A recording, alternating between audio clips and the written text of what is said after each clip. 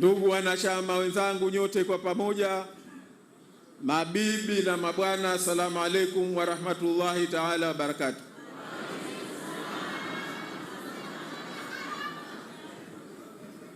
Kwanza naomba niungane na nyinyi katika kumshukuru Mwenyezi Mungu. Kumshukuru Mwenyezi Mungu kwa mengi, lakini kubwa la leo kukutana katika ukumbi huu, na sio tukutana, lakini tumekutana tukiwa na hamasa, tukiwa na ari, tukiwa na mshikamano, na sote kwa pamoja tukionyesha mshikamano wetu kwa jambo ambalo tunalisimamia, harakati za kudai haki ya nchi yetu na kudai haki za wananchi wa nchi hii. Tumshukuru Mwenyezi Mungu kwa hilo, katutoa sehemu mbalimbali, tumefika salama, na inshallah Mwenyezi Mungu atatujalia na atujalie, tunamuomba aturudishe salama vile vile.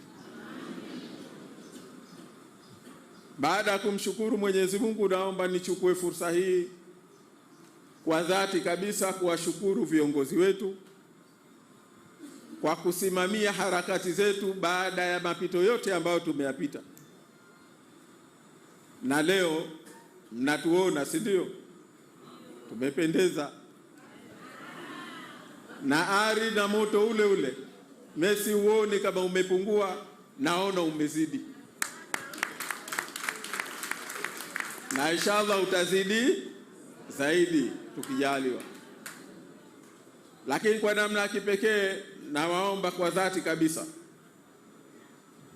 niwashukuru ndugu zangu, niwashukuru kwa mahudhurio yetu kwa mara nyingine, kwa wingi wetu na kwa ari ya hali ya juu na hamasa ya hali ya juu.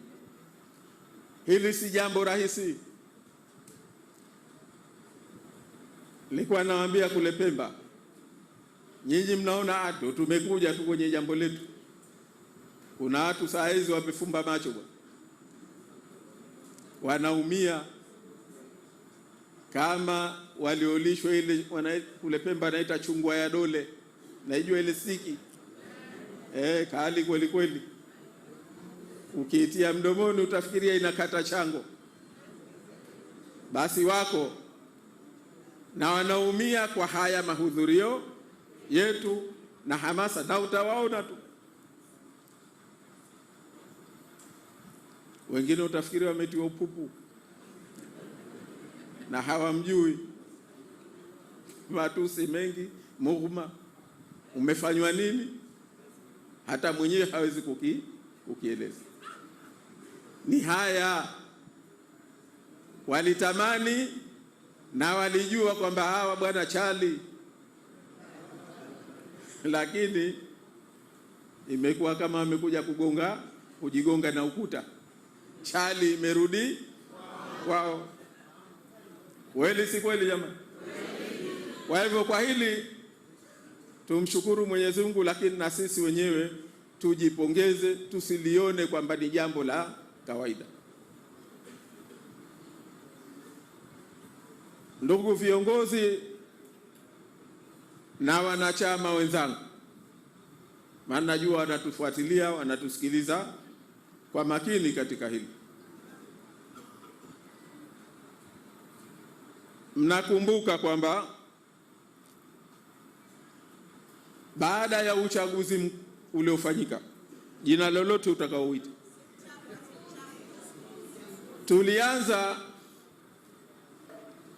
tulianza na mitazamo mbalimbali ya vyama mbalimbali. Shiriki, usishiriki. Sisi tukasema tunashiriki, au sivyo?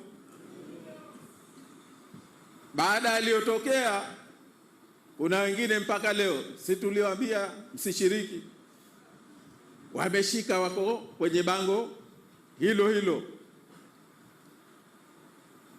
Na mimi nasikitika kwamba wapo baadhi yetu waliochukuliwa na hayo, kwamba tunaona tumepoteza muda.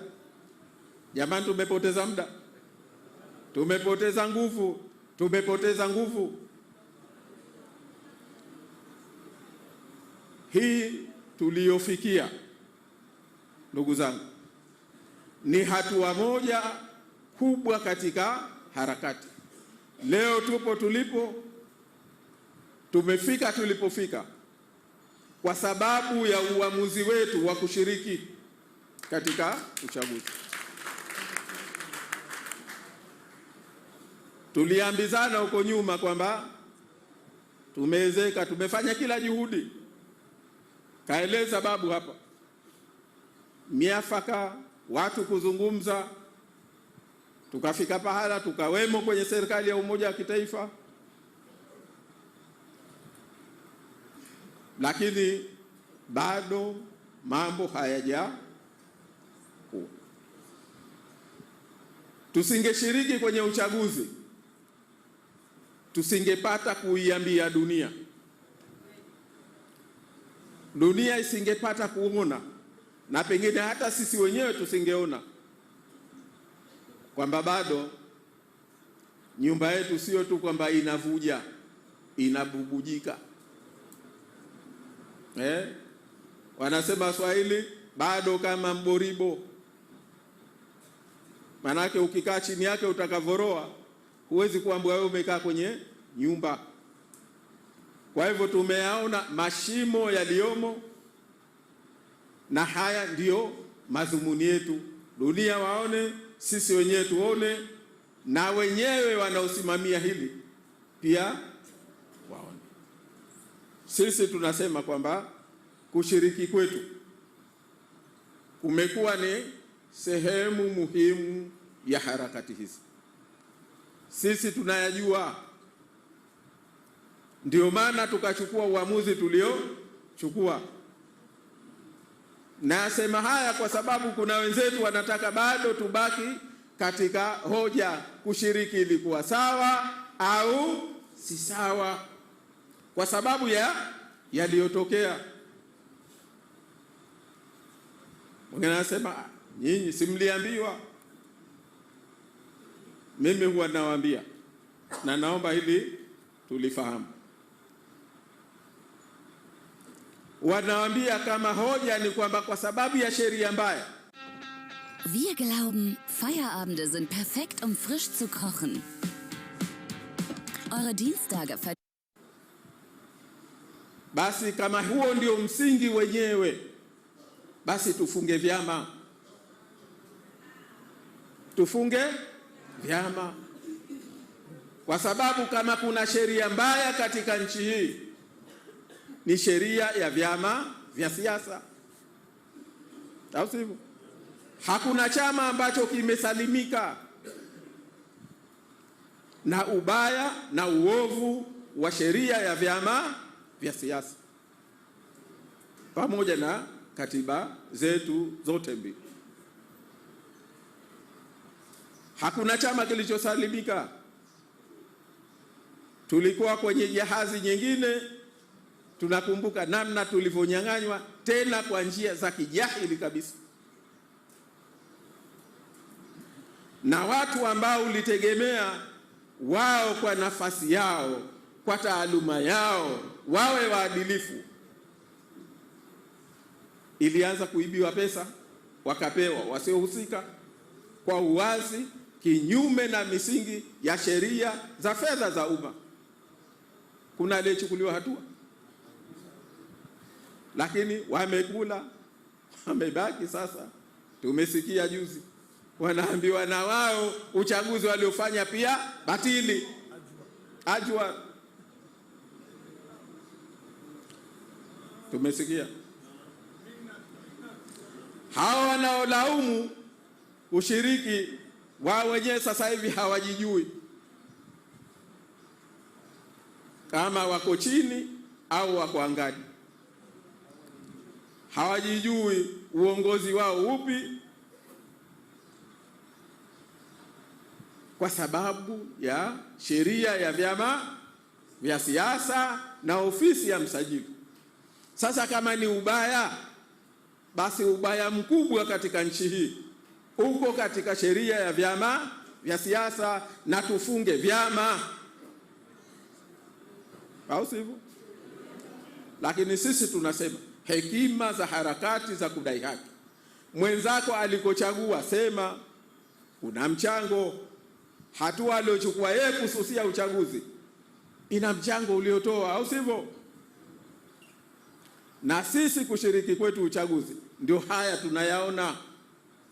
Tusikae watu wazima tukajadili pundamilia ni mweusi ana mistari mieupe au mweupe ana mistari mieusi mpaka kiyama kitatufika, hatujapata jibu, au sio? Tukubaliane tu kwamba pundamilia Mwenyezi Mungu alivyomuumba, kamuumba ana mistari mieusi na mieupe, tuendelee na shughuli zetu, au sivyo? Nasema haya kwa sababu kuna na wenzetu wengine nao wameanza kudemkia mdundo huu.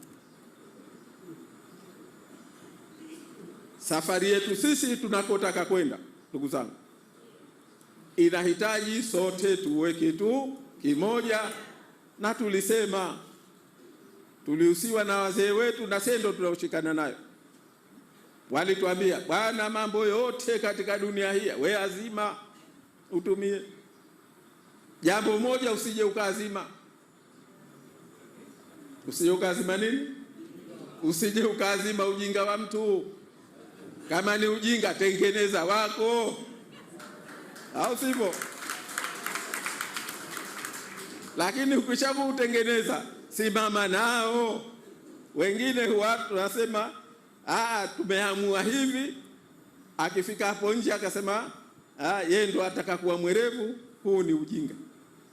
Sisi tunasema anakuwa mjinga yeye, sisi tutasimama kama ni ujinga na ujinga wetu, kama ni werevu na werevu wetu. Na hiyo ndio umoja, huo ndio mshikamano, hiyo ndio chama, hiyo ndio taasisi, na hizo ndio harakati. Kwa hiyo mimi niwashukuru kwamba tumesimama nayo haya, kwamba tumekuwa kitu kimoja na tumeonesha mshikamano katika hili. Na mimi niwaombe sana kwamba hii, jamani, ndiyo silaha yetu, hii ndiyo ngao yetu, na hili ndiyo litakalotufikisha inshallah safari yetu. Mwenyezi Mungu atuweke hai tuone tukifika safari yetu. Ndugu zangu, baada ya uchaguzi na matokeo yaliyotokea, tulikuja hapa kama tulivyosema kwamba chama chenu mliotukabidhi kazi ya kukiongoza, sisi tulikuwa na ramani ya hatua zote na safari yetu yote ya harakati za uchaguzi, na ndio maana tulifikia malengo yetu kwa 100%. Kila tulilopanga, pamoja na nyenzo chache, pamoja na hali yetu, wenzetu, pamoja na kuwa na kila kitu, lakini tuliwafunika mpaka wenyewe wakaulizana hawa wana nini. Wengine wakasema wajui kwa kuroga hawa, tunarogwa kwenye kampeni rafiki. Maneno mengi yakasemwa, lakini moja ni mshikamano wetu na kufahamu dhamira ya safari yetu. Lakini kikubwa ni kwamba tulikuwa na ramani ya mchezo wote mzima, na baada ya hayo ndio maana sisi tumewapelekea tume ya uchaguzi barua ya vituko na ya malalamiko ya vituko vilivyofanyika katika uchaguzi.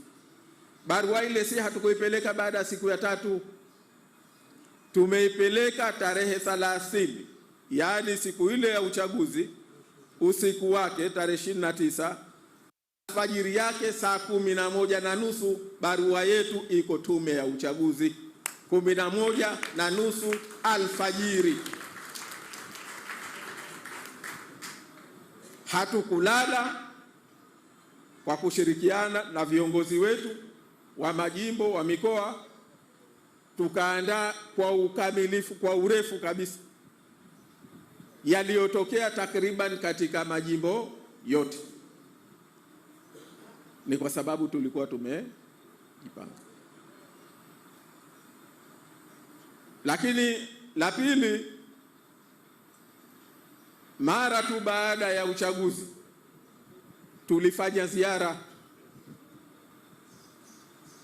kueleza, ambayo sina haja ya kuyarudia. Naibu Katibu Mkuu kayaeleza vizuri sana. Sasa tulipokuja hapa tarehe 20 Novemba, tuliambizana mustakabala wa safari yetu, na tukasema mambo matatu. Tukaambia, la kwanza, hatua tunazokwenda kuzichukua, la kwanza tutatumia mlango wa sheria, na tukachukua hatua kwa kupitia mlango wa sheria. Tutaeleza hapa kidogo. La pili, tukasema kuna hayo tulioachiwa, tukaita chenji ya mwizi, yale yaliyomdondoka, tutachukua hatua gani? Na mmeona kwamba tumechukua hatua zile.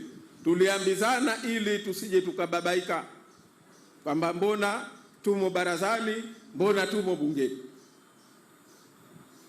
Na la tatu, tukasema kwamba tutachukua hatua tunazoziona ni sahihi za kutafuta haki ya nchi hii, namna gani ya kuendeleza mapambano tuweze kufika safari yetu. Jamani, mnakumbuka sijui? Hayo ndiyo mambo matatu tuliyozungumza tarehe 20 Novemba mwaka jana.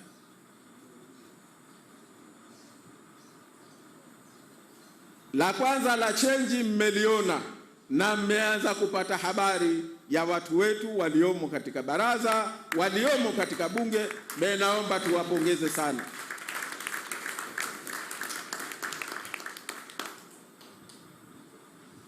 Lakini la pili, mmesikia vile vile lile tuliloliahidi la kuchukua hatua za kisheria.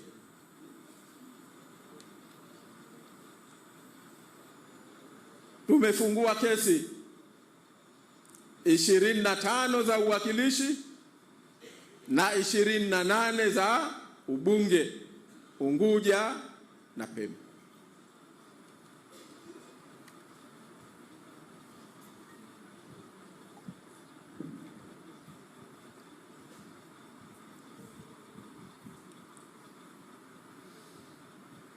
Na kesi moja ya udiwani. Sasa hili naomba nilizungumze kidogo kwa sababu mbili tu. La kwanza, niseme jamani, tumechukua hatua hizo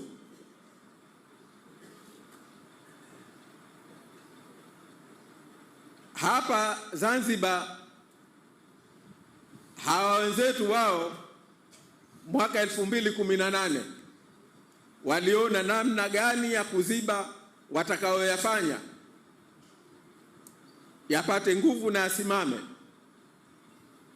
Walikwenda kubadilisha sheria, wakasema ukitaka kupinga matokeo ya uchaguzi au uwakilishi, basi upeleke kesi ndani ya siku 7. Tafikiria fungate.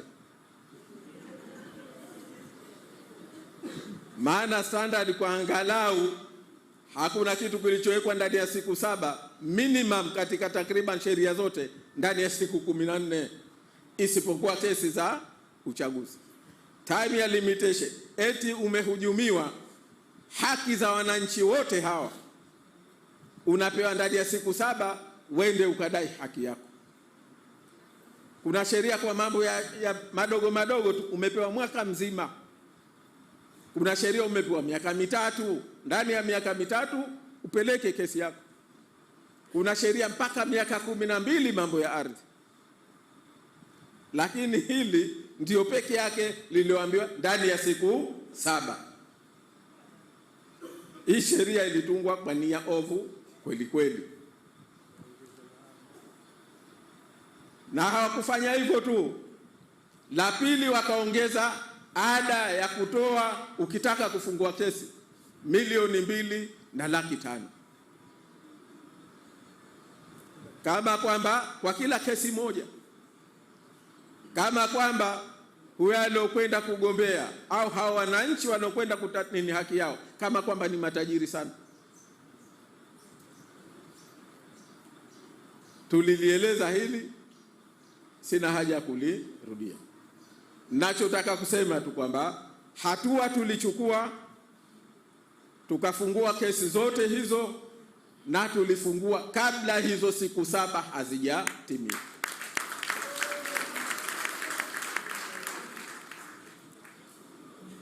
Na tulitengeneza utaratibu, tukapata nyenzo za kuweza kulipa kilichotakiwa kwa kesi za uwakilishi.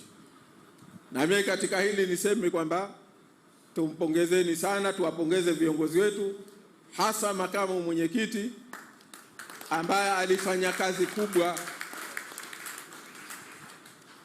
ya kuweza kumobilize fedha na nyenzo za kuweza kuhudumia kesi hizi, pamoja na gharama nyingine.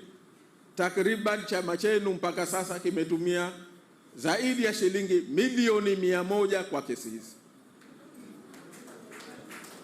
Mimi naomba tuwapongeze wote ambao wamesimamia zoezi la kupata nyenzo. Si jambo rahisi ndugu zangu.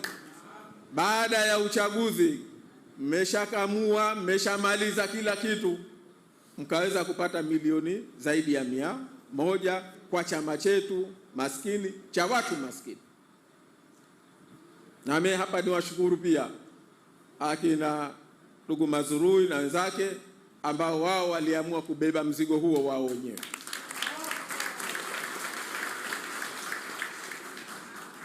Lakini katika hili mimi ninaomba, wako wengi, lakini naomba tutumie fursa hii kwa dhati kabisa, tumpongeze sana kwa dhati kabisa, tumpongeze mwanasheria wetu mkuu wa chama. Jamani, hiyo hazitoshi. Hebu tumpongezeni, hasa tuseme tunampongeza mwanasheria wetu mkuu wa chama.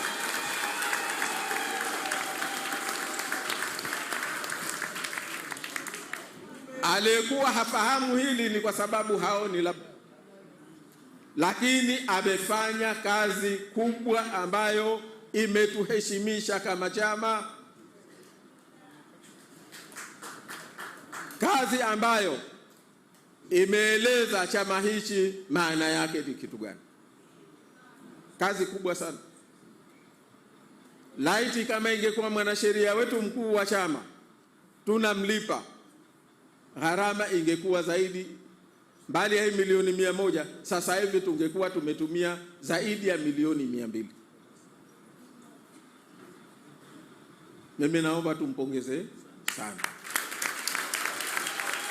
Na si kwa makofi tu, lakini tukikaa tuseme kwa kweli mwenzetu kajitoa, kajitolea, kafanya kazi kilillahi, kwa dhati, kwa ufanisi wa hali ya juu. Anastahili tumpe heshima yake. Amin, amin. Katika suala hili yamejitokeza mengi. Katika suala la kesi yametoka maamuzi, tumeyasikia, tumeeleza. Yametoka maamuzi kwanza kwenye kesi za ubunge kwamba Mahakama Kuu ya Zanzibar haina mamlaka ya kusikiliza kesi.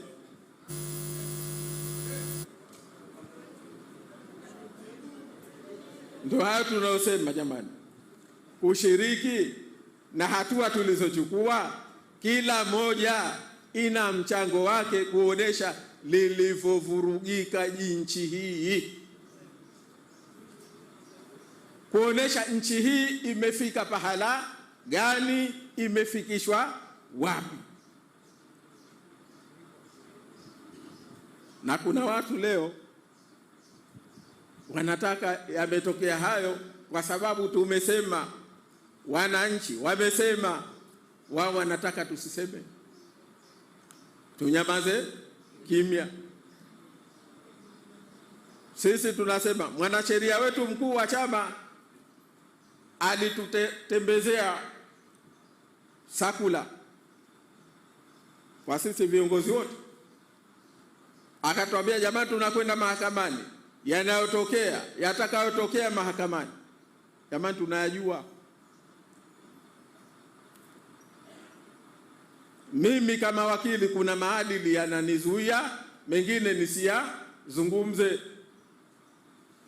lakini tukamwambia tunafahamu na tunakubali, lakini sisi na nchi hii na chama chetu kama msimamizi wa kutafuta haki ya nchi hii, sisi hatutonyamaza kimya.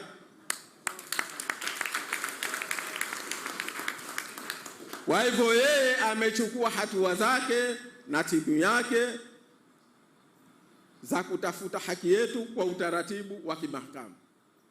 Kwa hiyo sisi tumeamua tufungue rufaa, kukata rufaa, kupinga uamuzi huu ambao tunauona kwamba sio tu ulikuwa batili, lakini ulikuwa wa kituko kweli kweli. Naamini wengi mmesikia hoja zetu kwa nini tunasema uamuzi huu ni wa kituko. Sisi leo hatuna haja ya kuyarudia, lakini kwa ufupi tunachosema, la kwanza, sisi hatumdai haki yetu mtu mwingine. Sisi tunadai haki yetu mahakamani. Majaji wanaosimamia suala hili, wao ndio wenye dhima, wenye dhamana ya kuipa nchi hii haki yake, ya kuwapa wananchi wa nchi hii haki yao. Na haki yao ya msingi ni haki ya kufika pahala tukawa na uchaguzi uliokuwa wa huru na wa haki. Uchaguzi unaweza kuitwa wa haki, unaweza kuitwa uchaguzi kweli. Hiyo ni kazi ya mahakama, kuhakikisha kwamba sheria za nchi hii zinasimama, zinasimamia na zinafika kule inakotakiwa. Kwa sababu bila ya kuwa na uchaguzi wa huru na wa haki, la kwanza, sisi sote wananchi wa nchi hii pamoja na majaji na mahakimu tunakuwa watumwa katika nchi yetu, sio raia wa nchi hii. Kwa sababu haki ya wananchi ya kwanza ni haki ya kuweka kiongozi unayemtaka. Ni haki ya nchi hii kuwa na viongozi, sio kuwa na watawala. Mkiwa na watawala mnakuwa watumwa. Haki ya nchi hii, tena nchi ya kistaarabu, ni kuwa na viongozi waliochaguliwa kwa mujibu wa katiba ya nchi yetu. Kwa sababu kwa kuwa na utaratibu huo, kwanza, haki ya msingi ya raia ya kuchagua na kuchaguliwa inasimama. Kama kwenye nchi yako huna haki ya kuchagua, huna haki ya kuchaguliwa, utawala uliopo na ukoloni una tofauti gani? Unakuwa mbaya zaidi kuliko ukoloni. Yale aliyosema babu, malengo waliyosema kina mzee Karume, ndio yatakuwa yametimia. Kama nchi hii mwananchi hana haki ya kuchagua na kuchaguliwa, maana yake hakutakuwa na uwajibikaji. Atatokea mtu atatumia madaraka yake vibaya, ataweka anaotaka wamsaidie na ataweka anaotaka wamchunge. Yaani mchungwa ndiye atakayechagua nani wa kumchunga. Jamaa, si tunayaona? Kama serikali haichungwi, maana yake hatuna vya kuepuka ufisadi katika nchi, hatuna vya kuepuka wizi katika nchi, hatuna namna ya kuepuka matumizi mabaya ya madaraka ya umma, ya ofisi watu walizokabidhiwa. Hatuwezi kuepuka. Njia peke yake ni kuwa na chombo, na kimewekwa kikatiba, cha kuichunga serikali, kwa sababu walioko serikalini wamepewa tu dhamana ya kusimamia mambo ya umma. Kwa hivyo sisi tunachosema, hilo ndio la msingi tunalopambania. Uamuzi uliotolewa na mahakama kwamba eti mahakama ya Zanzibar haina mamlaka, inatuonesha kwamba hizi harakati zetu za kuirejesha nchi hii katika misingi yake zinazidi kupata uhalali na zinazidi kupata ukweli wa kwamba ni lazima, si jambo la tena la hiari. Na hili mimi niwaambie, hata upande wa pili wa wenzetu wengi wameanza kutanabahi, kumbe nchi hii imevurugwa vibaya sana.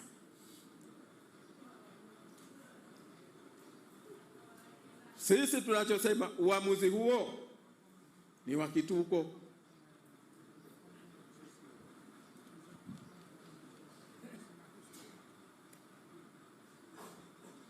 Na kama ni wa kituko, tutaupambania kisheria, lakini tutamweleza na kila mwananchi wa Zanzibar ili afahamu tulipo. Lakini kikubwa zaidi, ndugu zangu, tunachotaka ni kwamba nchi hii tujenge misingi ya nchi ambayo tunastahiki kuwepo. Ndio tunalolipambania. Na moja katika jambo ambalo lazima tulijenge, lisimame kwa ufanisi. Hakuna nchi ambayo utaweza kwenda mbele, kuendelea, kama huna mahakama ambayo ni madhubuti, kwa sababu kila mtu, mgeni na mwenyeji, akichachiwa atapata haki zake katika mahakama. Tumeyasema, naona leo nisitumie muda wa kuyarudia. Mimi niseme moja tu hii leo, na kuwakumbusha wenzetu waliomo katika hizi ofisi za umma kuhusiana na hili.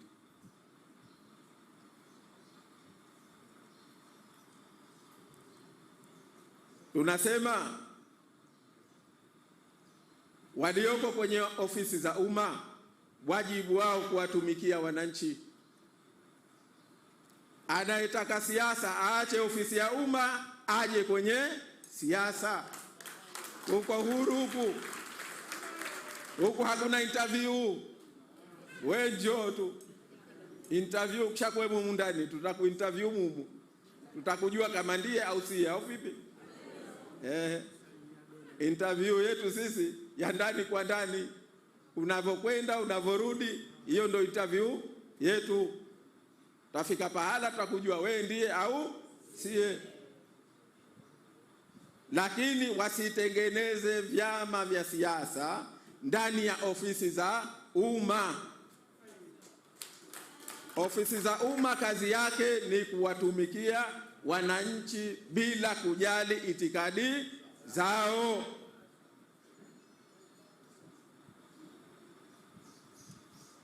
Kwa mfano mimi niseme, na ndio msingi wa ofisi ya umma. Kwa kawaida maadili, kwa mfano ya wanasheria wa serikali, tunaambiwa jamani, ni tofauti na mawakili. Kwa nini? Neu aus 100% natürlichen Zutaten. Erasco Suppen im Glas. Jetzt probieren. Inaposhitakiwa na mwananchi wake kutafuta haki yake, wasitie ushabiki wa kwamba kuna kushinda na kushindwa. Serikali haishindwi. Tumefahamu? Serikali ikishindwa imeshinda. Kwa nini?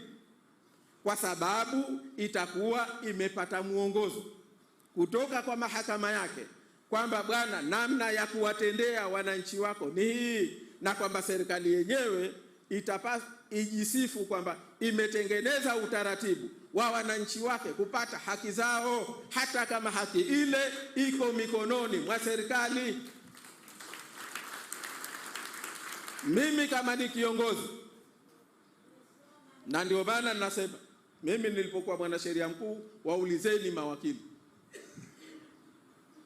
tena wale senior kina Mkonje, mtu amuulize.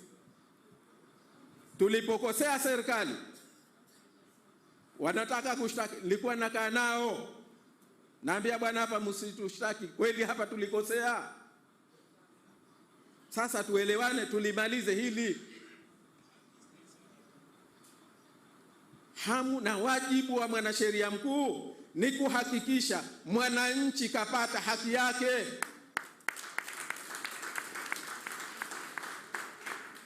Kwa hivyo serikali inaposhindwa pia inakuwa imeshinda, na inaposhinda inakuwa pia imeshinda. Itekeleze kazi zake kwa mujibu wa sharia.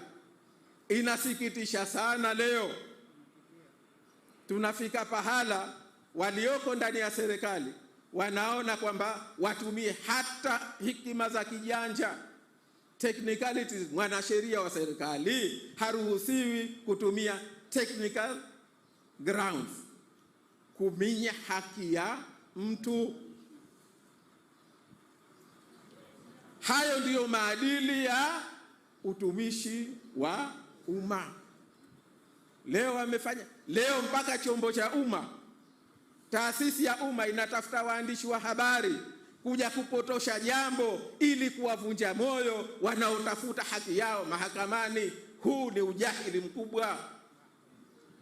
Huu ni uvunjifu wa maadili ya utumishi wa umma wa hali ya juu, na huu unatuambia kwamba tunayo kazi kubwa ya kuijenga nchi hii.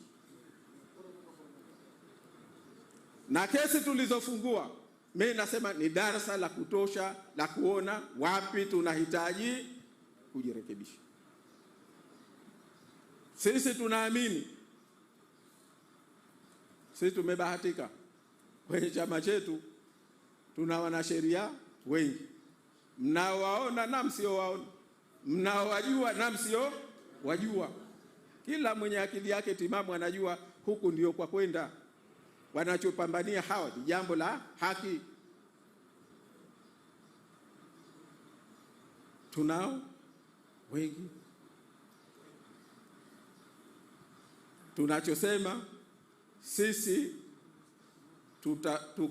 tuna kazi kubwa, tunajua, ya kurekebisha mfumo wetu wa utoaji wa haki. Sisi tunajua tunao majaji, mahakimu, watendaji wa mahakama wapo wazuri sana, wapo wasiojiweza, hao tena wao fungu jingine, lakini tunawajua wapo wengi wazuri. Tatizo lao mazingira wanayofanya kazi. Leo tumefika tunayajua, tumefika pahala jaji anapelekewa kesi ya serikali anaikataa, nasema hapa itakuwa bughudha kubwa kweli kweli, fanya hivi, tekeleza hivi. Tena anayekuja kumwambia mtu mdogo tu. Kuna majaji leo, mtu ana kesi kesha maliza kuisikiliza zaidi ya mwaka, anaogopa kutoa hukumu. Yapo hayo. Leo sio siku ya kuyasema. Kwa hivyo tunachosema, sisi tutaendelea kufata mlango huu mwanzo mpaka mwisho.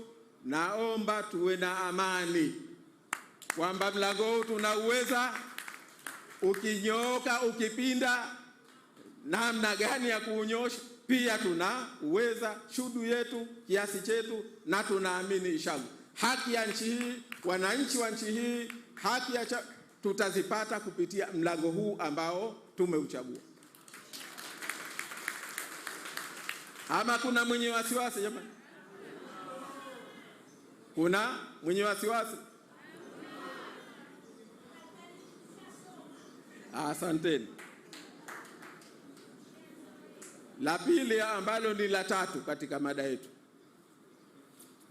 au katika mambo tuliyoyazungumza, tulisema tutafata njia ya kutafuta mustakabala wa nchi hii, haki zake na haki za wananchi, kwa kupitia njia ambazo tunaziona zinafaa. Sasa wakati tunapanga hayo, tukapata wito wa viongozi wastaafu. Baada sisi kuletewa barua ya kupeleka jina la makamo wa kwanza wa rais, tukasema kwa uchaguzi upi? Maana formula iliyowekwa na katiba yetu kuna wa kwanza na wa pili. Sasa kama hamjafanya uchaguzi, wa kwanza na pili atajulikana vipi?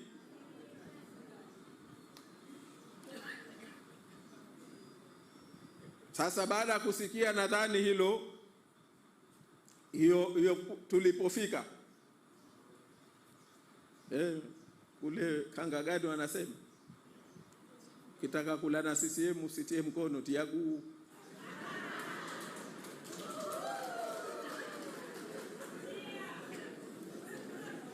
Ukitia mkono umekwenda.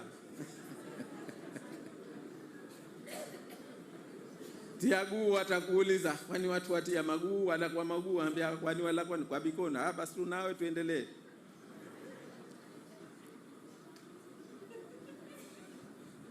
Fatuma, umefahamu na kuona?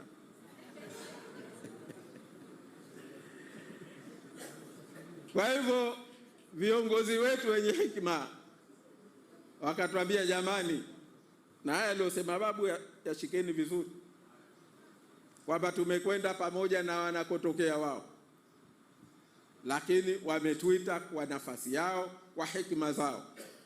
Ukishakukaa pembeni unayaona zaidi kwamba no, nchi hatuwezi kwenda hivi, kwani haiwezekani. Sisi tukasema hatujawahi kukataa, kwa sababu hata mpigane vita vya namna gani, mwisho wa siku mtarudi juu ya meza. Vita haviamui. Kama ni vita, labda hata mmoja akisarenda bado kuna. Sasa na sisi tukasema, na tumeona mfano mzuri, mfano mbaya, lakini mfano unaotupa ushahidi ni upande wa pili. Wenzetu Tanzania bara yametokea yaliyotokea, hata mpaka leo haijulikani watu wangapi wamekufa, lakini inaonesha wengi. Lakini kibaya zaidi sio tu kwamba wamekufa, wengine mpaka leo hawajulikani wako wapi, wamezikwa wapi, hatima yao ilikuwa nini, au sivyo? Almuradi ni fadhaa, si jambo dogo ndugu zangu. Na mimi ninawaambia jambo lile, kama Mwenyezi Mungu si dua zetu kuzipokea, akatupitisha njia tuliyopita, yengekuwa maafa makubwa zaidi hapa kwetu. Haya walitushauri ndugu zetu waliokuwa wakiyaona kwamba jamani, mbona mara hii kumekaa vibaya sana, maafa atakuja kuwa makubwa zaidi. Hebu kaeni mtumie busara, kaeni mtumie hekima. Mnasikia viongozi wamesema mara hii sijui asija kapigwa mtu, asija kafanywa nini, lakini si kweli, kwa sababu wapigaji si wao. Hawa waliowakabidhi hawajui lugha hiyo. Wao hawataki washindwe jambo walilokabidhiwa. Sasa leo mtu unakwenda kumpa kibaba cha mchele, unawambia apikie karamu umati wote uliomo, afanye nini? Ama inabidi aongeze maji mengi, au sijui ati ina mchanga, sijui afanye kitu gani. Sasa wengine ndiyo yaliyotokea mara hii, wakatuambia maneno ya hikma, bwana sisi tumetoa kilo moja tupike karamu ya watu 100, itaenea vipi? Lazima, nadhani mmenifahamu. Kwa hiyo tukaenda mimi na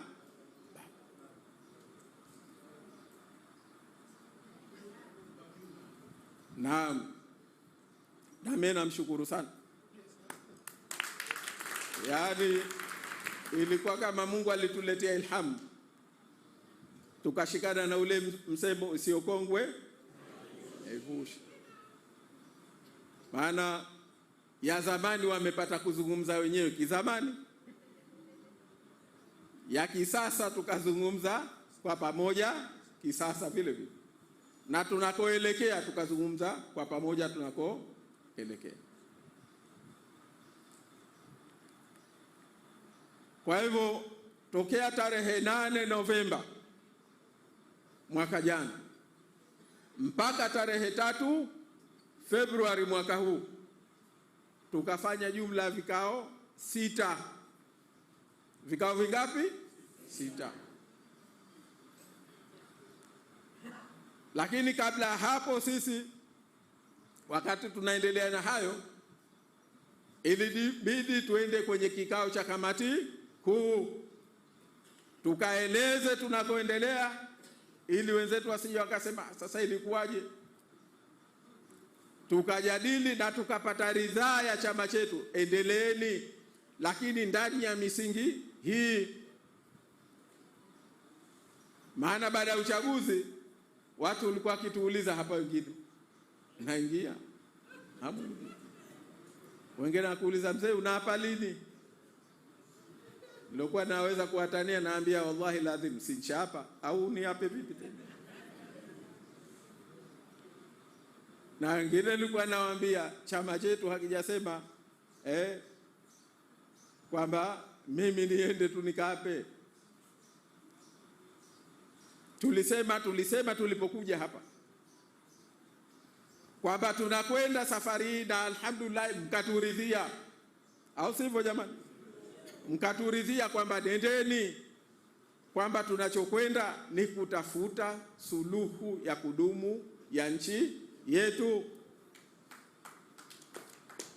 Nchi yetu hii imeharibika sana. Kwa hiyo tunakwenda, hatuendi kujadili tutaongezwa nafasi ngapi ili tuingie kwenye serikali ya umoja wa kitaifa. Tunakwenda kusema kwamba palipoharibika ndio tupatengeneze kwa maslahi ya nchi yetu, kwa mustakabali wa nchi yetu. Na alhamdulillah, na kamati kuu nayo ikatuambia hivyo, nendeni, lakini kwa msingi wa kutafuta jambo la kudumu. Haya yaishe, haya yawe mwisho. Tunafahamiana?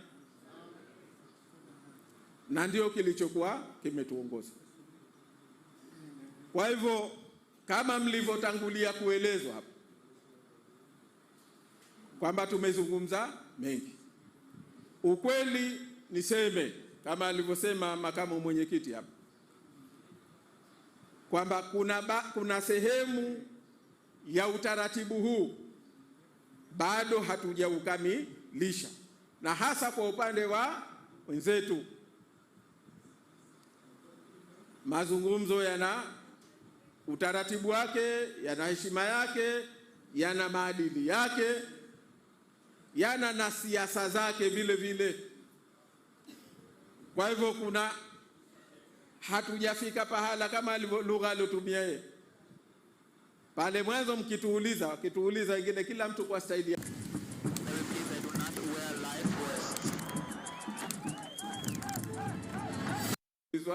Kitu gani? Ukaenda msikitini, ukaenda wapi, kutikana vipi mambo yetu? Tumepika bado, subirini jamani. Sio kwamba tukitia chumvi tuje tuambizane jamani, tayari uko chumvi. Tukitia kitunguu jamani, tayari sasa tushatia kitunguu. Tusubirini angalau tupambie. Ndio nilivyoambia kaskazini, au sivyo? Kwa hivyo sasa tunachosema kwamba angalau tumefika pahala tumepambia.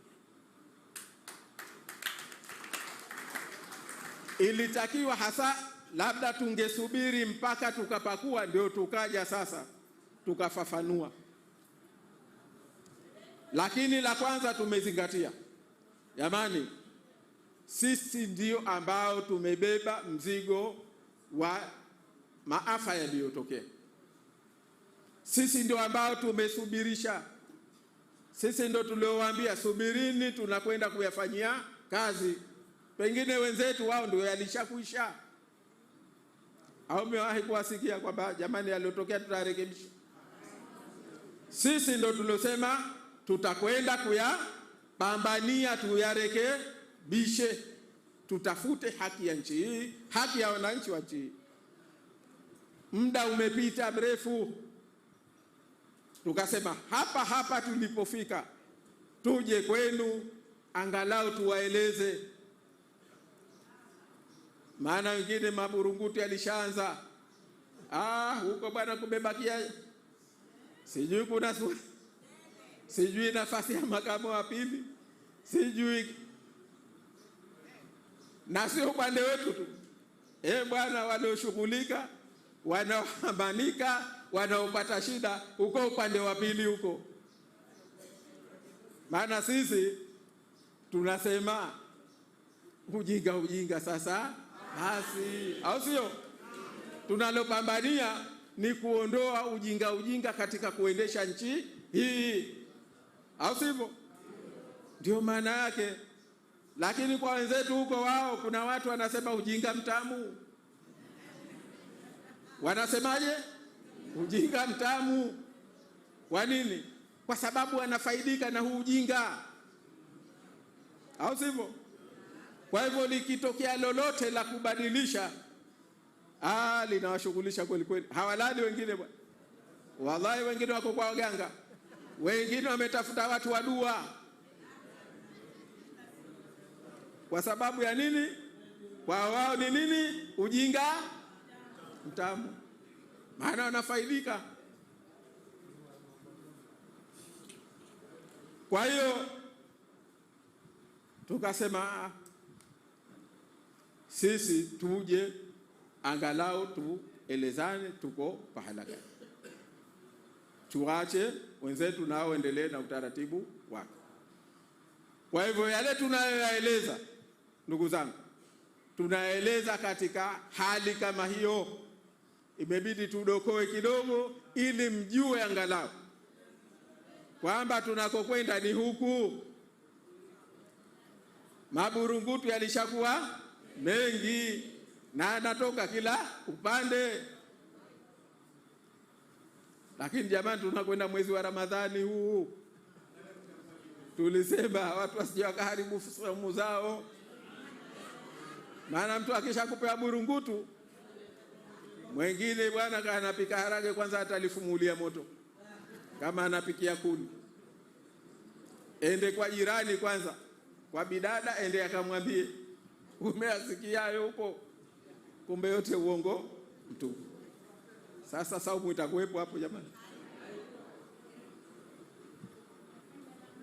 Kwa hiyo ndio maana tukasema kwamba tuje tueleze mwelekeo wetu. Tutakapoyakamilisha tutakuja tutayaona kinaga ubaka yote yaliyo, hakuna litakalofichwa, kila kitu kitakuwa wazi na kila upande utaeleza, yatakuwa hadharani, yatasainiwa, yatakuwemo kwenye sharia pia ya utekelezaji.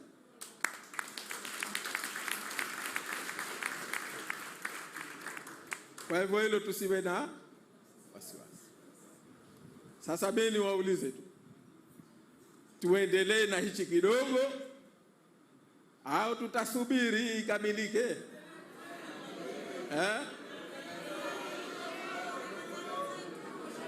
Tuendelee, sio? Tumalize kwanza, sio? Hichi kidogo tukieleza hichi, sio? Hatuvui jamani.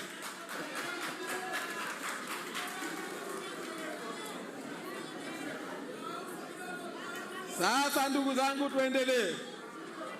ACT Wazalendo, tunaendelea au vipi? Sawa sawa. Kwanza nasema katika mazungumzo haya, katika tulioendea, la mwanzo tulisema jambo ambalo limevurugika sana katika nchi yetu ni imani za watu juu ya mifumo yetu, ni imani za watu juu ya uchaguzi, imani za watu juu ya haki, imani za tukasema hapa tulipofika, tuje kwenu angalau tuwaeleze, maana wengine maburunguti alishaanza huko bwana, kumebakia sijui kuna sijui nafasi ya makamu wa pili, sijui, na sio upande wetu tu. Bwana, walioshughulika, wanaohambanika, wanaopata shida huko upande wa pili huko. Maana sisi tunasema ujinga sasa basi, au sio?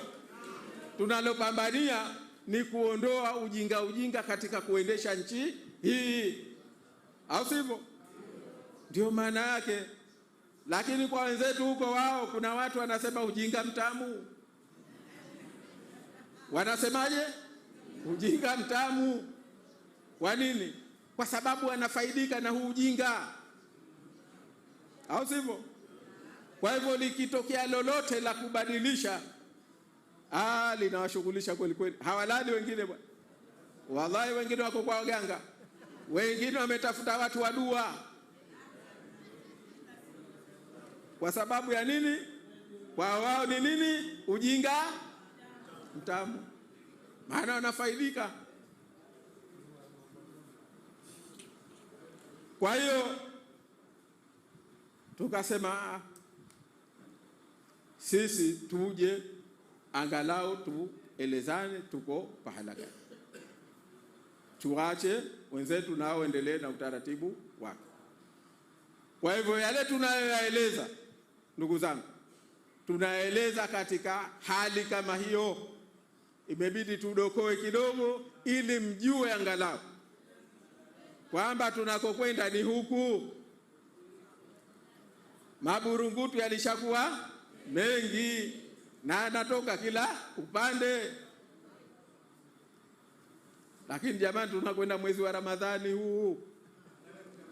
Tulisema watu wasije wakaharibu saumu zao, maana mtu akishakupewa burungutu, mwingine bwana anapika harage kwanza atalifumulia moto, kama anapikia kuni, ende kwa jirani kwanza, kwa bidada, ende akamwambie umeasikia yupo, kumbe yote uongo mtu.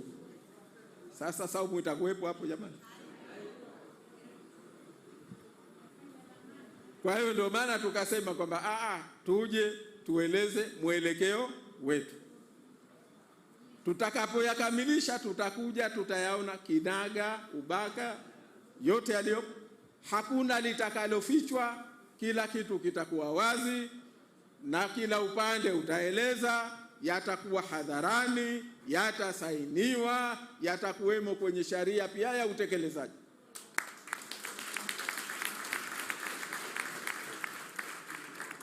Kwa hivyo hilo tusiwe na wasiwasi.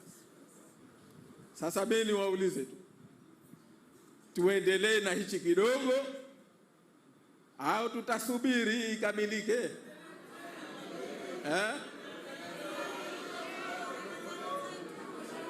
Tuendelee sio? Tumalize kwanza sio? Hichi kidogo tukieleza hichi sio? Hatuvui jamani.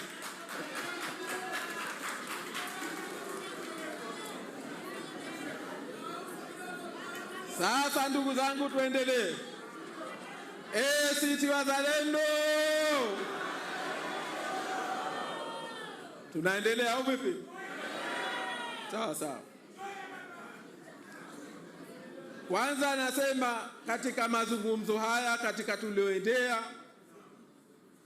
la mwanzo tulisema jambo ambalo limevurugika sana katika nchi yetu ni imani za watu juu ya mifumo yetu, ni imani za watu juu ya uchaguzi, imani za watu juu ya haki, imani za watu juu ya demokrasia, imani za watu juu ya nchi inavyoendeshwa kwa misingi ya kisheria. Kwa hivyo kazi ya kwanza tumesema, na nadhani hili tumefahamiana, kwamba jamani, kuna haja ya kurudisha imani za watu, za wananchi wa nchi hii, kwa kuchukua hatua mbalimbali ambazo tutaona kwamba hizi zitawarejeshea wananchi imani kwamba tuna viongozi na viongozi wetu wamekusudia haya wananchi tuyaone kwamba kweli yatafanyika, haya yatafanya kazi, na kwamba kweli nchi hii itaendeshwa kwa sheria, itaendeshwa kwa mujibu wa taratibu ambazo zimewekwa. Sasa hatua gani? Vipi? Haya, tusubiri upakuliwe. Sawa sawa. Lakini hilo ndio kwetu tuliloliona sote kwamba hili ni la msingi sana. Niendelee la pili. La pili, ndugu zangu,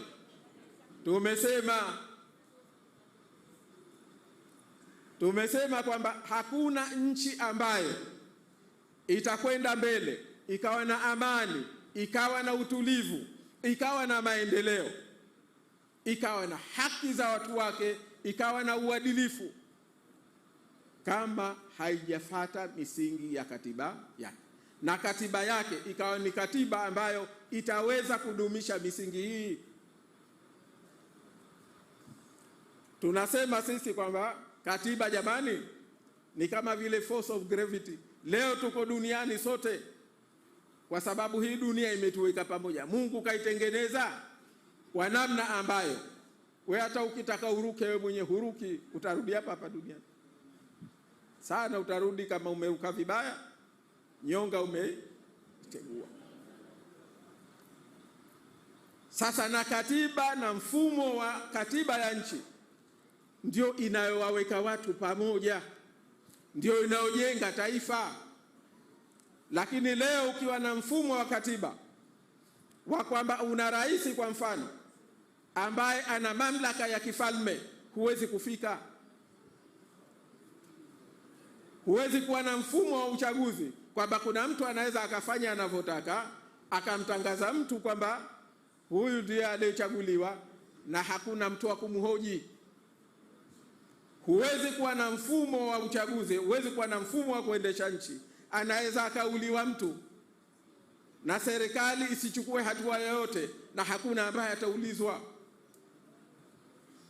Hakuna nchi ambayo utakwenda mbele kama hakuna uwajibikaji. Mtu kapewa pesa za watu bilioni 2, 10, 20, siku hizi kwa 100, akazitumia akazifuja na asiweko wa kumuuliza, hamwezi kwenda.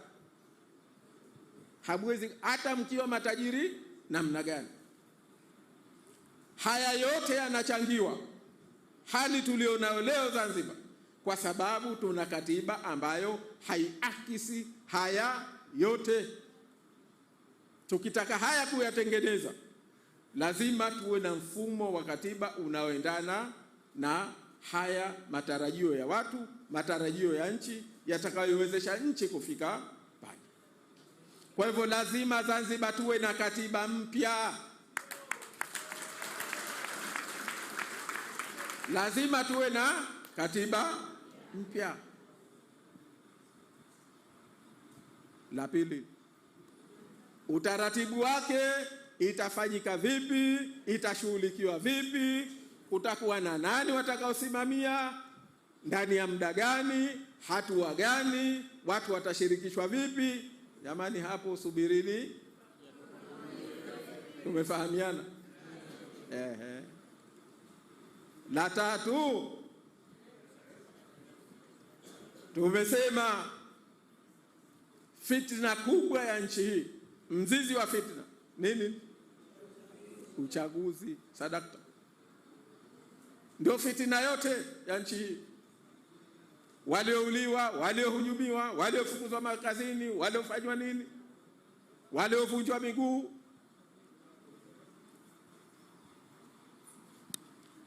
Fitna kubwa ni nini? Na sasa tunakwenda kwenye fitna kubwa zaidi. Tunawachukua watoto wadogo, tunawapa silaha, tunawajaza ujinga wa siasa. Wazungu wanasema tunawapolarize. Hii hatari kubwa sana. Hawa wala si dhara kwetu. Hawa wakikolea na wakikosa matarajio walioyatarajia, hawa watarudi mwilini kwa hao walio watengeneza. Hivi ni virusi, na virusi ukiwa maabara, ukivikosea we mtengenezaji, ndio vitakaye kushika kwanza. Haiwezekani. Uchaguzi umeleta maafa ya kila aina. Hata serikali leo, utumishi wa umma umekufa kwa sababu ya fitna ya uchaguzi.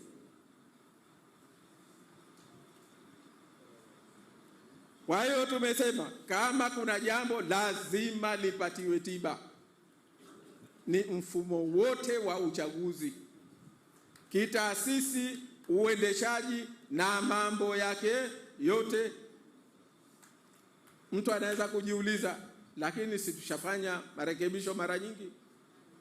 Sisi tunasema marekebisho tuliokuwa tukifanya huko nyuma yalikuwa ni mtu kwenda hospitali ukatazamwa hapa, una homa we, fungua mdomo, ukafungua mdomo, fungua macho,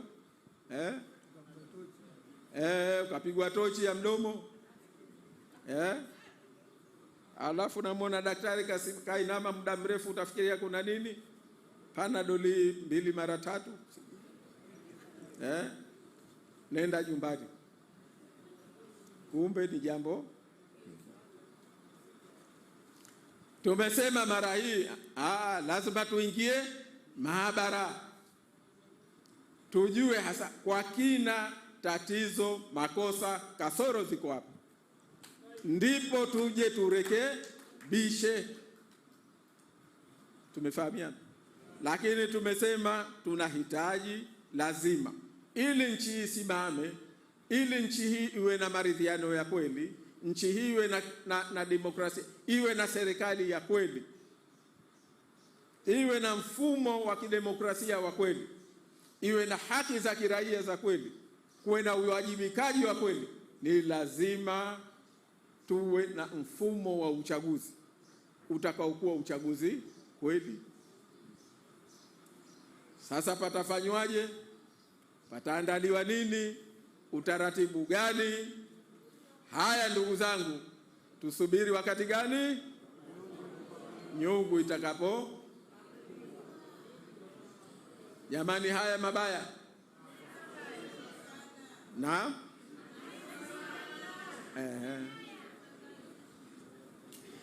la nne, tumesema tumekubali katika nchi hii na tumeiweka kwenye katiba yetu.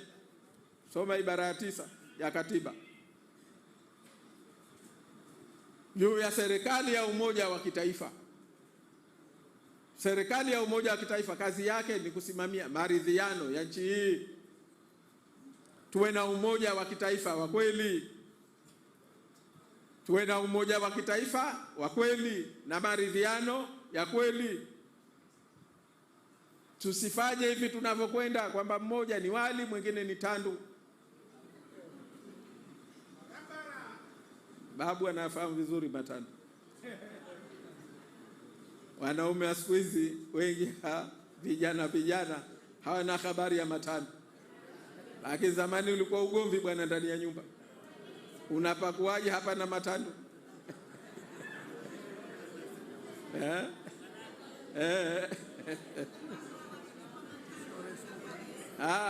Rice cooker halina matandu bwana.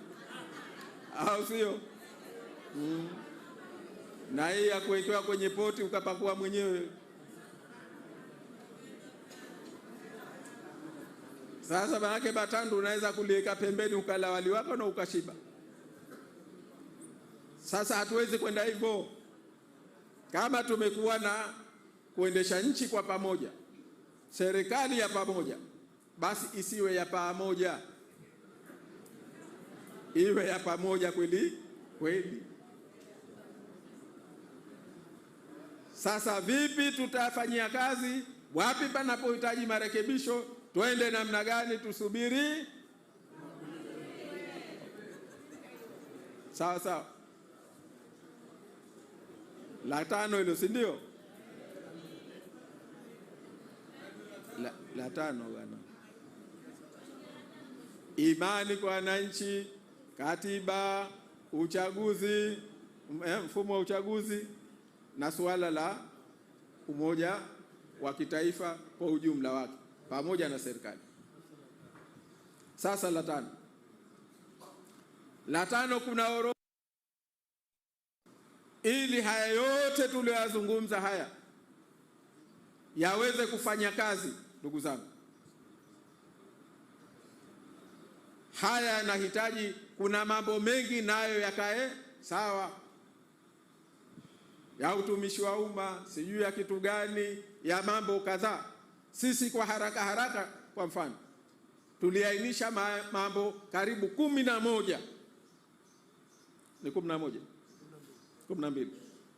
Mambo karibu 12 ambayo haya jamani, ili haya mengine makubwa yaweze kufanya kazi, lazima haya yaweze kufanya, lazima nayo yafanyiwe mageuzi. Tumefahamiana mengi hayo, lakini leo siwezi kuyasema. Tusubiri.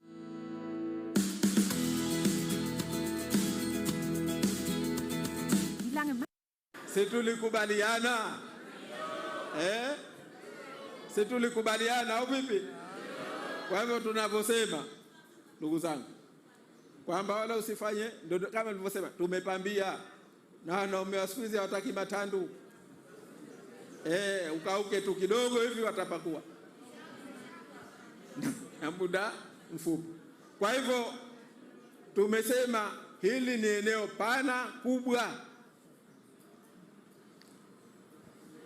Eneo la 6, huko tunakotoka ni kama jambo hili labda liliachwa kwa mtu mmoja, kwa upande mmoja, kutekeleza wanavyotaka, wanavyohisi wenyewe inafaa. Tunasema hivi sio sawa katika kuendesha mageuzi.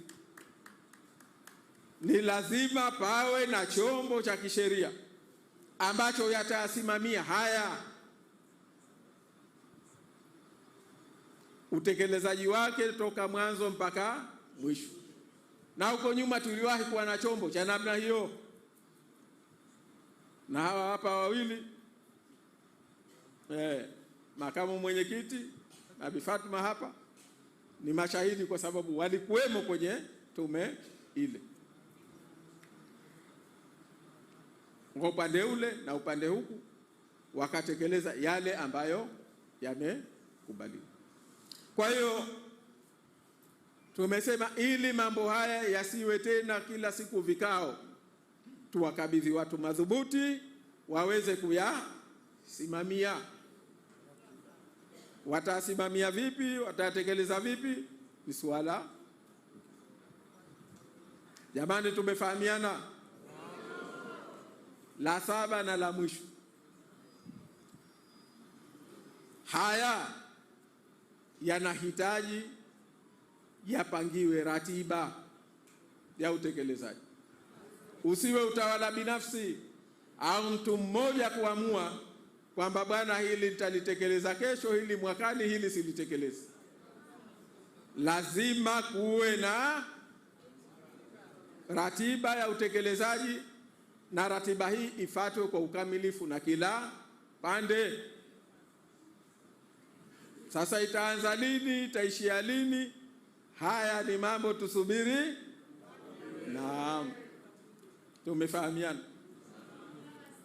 Lakini moja na ambalo ndio hasa dira ya mambo haya, na tumeyazungumza kwa urefu wake, na tutakuja kuona kwamba haya yote naweza mkakaa mkakubaliana, shida inakuja kwenye utekelezaji. Uzoefu ndo tulionao, au sivyo? Tunachosema utekelezaji unakuwa mgumu kwa sababu ya kukosa nia njema, dhamira njema, kwamba haya tunayokwenda kuyatekeleza lazima yaongozwe, mtaji wake mkubwa, rasilimali yake kubwa, nyenzo yake kubwa ni utmost good faith na good will. Kuwa wa kweli, tusiseme kwamba tunaondoa njiani, tunafunika kombe ili mambo yaende. Tunasema hayo sasa hivi mwaka huu tunakokwenda hayo hatuto, kwa sababu yatakuja kuleta vurugu kubwa zaidi. Kwa hivyo lazima iwepo utmost good faith na goodwill, na katika kuonesha hilo tutakuja kuona kwamba kila upande utaeleza commitment yake, ahadi yake ya kwenda kuyasimamia haya na kuyatekeleza. Hili inshallah tutaliona pengine ndani ya muda fupi unaokuja, kwamba kila upande lazima uchukue ahadi mbele ya watu wa nchi hii kwamba tunakusudia ahadi yetu kwa wananchi wa nchi hii kwamba tutakwenda kuyatekeleza haya kwa ukamilifu. Ndugu zangu, kwa ufupi niseme haya mambo ni mapana kwa upana wake, lakini mimi nilitaka mjue kwamba hizi ndio parameters tunazozungumza. Huu ndio upana, ndio mawanda watu nayo yazungumza, na huu ndio mwelekeo tunao kwenda. Kwa upande wetu sisi tulipata ridhaa ya chama chetu kwa ukamilifu, na tunatekeleza tukiwa na ridhaa ya chama chetu, na kamati ya uongozi imepewa jukumu ya kuyasimamia haya.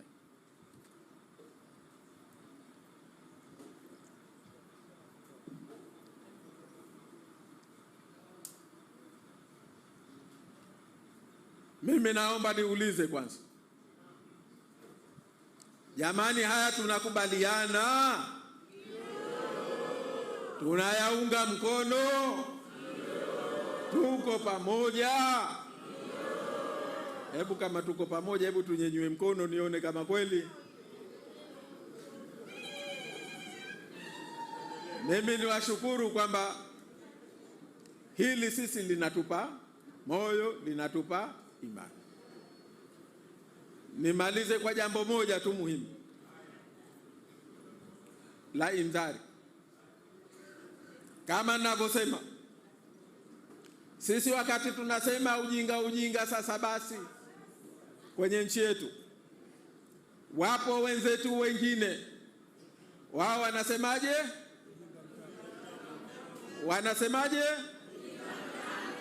kwa sababu kukiwa kila na vurugu katika nchi yetu, kila kukiwa na hali ya sitofahamu, kila ikiwa kuna mambo yanakwenda kinyume nyume, hayafati sheria, hayafati utaratibu, kwa wao ndio biashara yao, ndio mtaji wao, ndio wanapofaidika.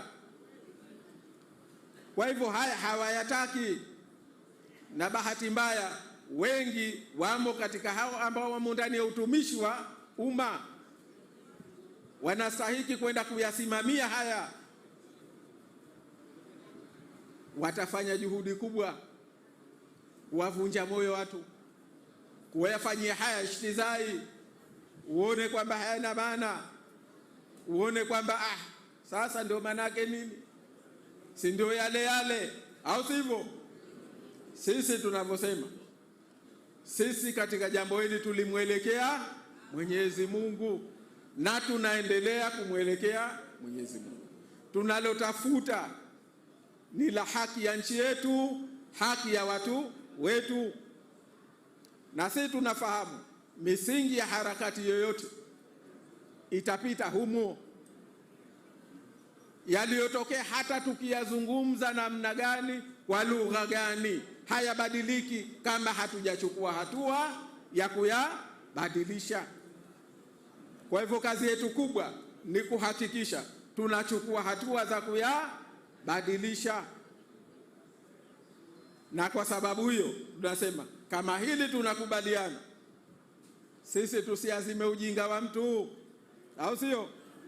Tusiazime ujinga wa mtu, hatutaazima ujinga wa mtu.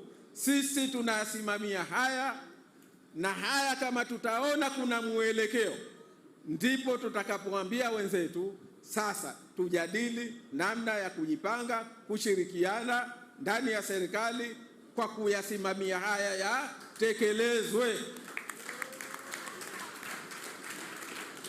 Hapo ndio tutakaposema sasa hatuwezi kuwaachia peke yao. Tumefahamiana? Sijui kama mnanifahamu. Wale waliokuwa wakijadili tuingie tusiingie, tunasema kama pa kuingia kujadili ni baada ya kuyaona haya yamekaa sawa, lipo la kwenda kulitekeleza, tumefika pahala tumeamini kwamba kweli dhamira, nia na utaratibu tuliopanga kweli huu utaweza kutufikisha hapo, ndio tuje tujadili kuingia au kuto, au sivyo? Jamani, tumefahamiana? Hapo ndio pakuja kujadili kuingia au kuto kuingia, na mimi naamini nyote mtasema kwa kuyatekeleza haya hatuwezi kuachia wenzetu peke yao, au sivyo? Jamani, sawa sawa hapo? Tuko pamoja katika hilo?